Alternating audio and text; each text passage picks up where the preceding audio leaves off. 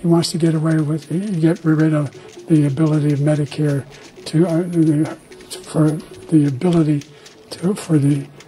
President Joe Biden withdraws from re-election bid, endorses Vice President Kamala Harris. On Sunday, July 21st, U.S. President Joe Biden announced via his social media account that he will not seek re-election, just 4 months before Election Day.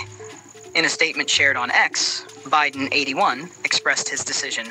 While it has been my intention to seek re-election, I believe it is in the best interest of my party and the country for me to stand down and to focus solely on fulfilling my duties as president for the remainder of my term.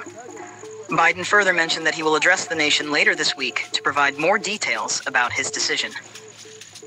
In his announcement, President Biden thanked Vice President Kamala Harris for her exceptional partnership, but initially did not endorse her as his replacement.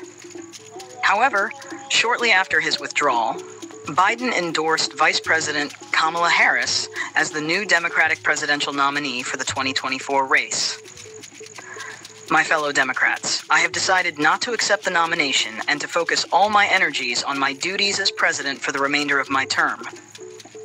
My very first decision as the party nominee in 2020 was to pick Kamala Harris as my vice president, and it's been the best decision I've made. Today, I want to offer my full support and endorsement for Kamala to be the nominee of our party this year.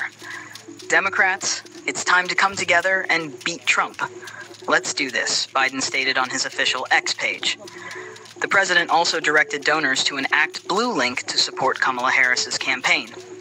Biden's decision follows growing sentiment within the Democratic Party regarding his capacity to serve and concerns over a potential loss to Donald Trump in the upcoming election.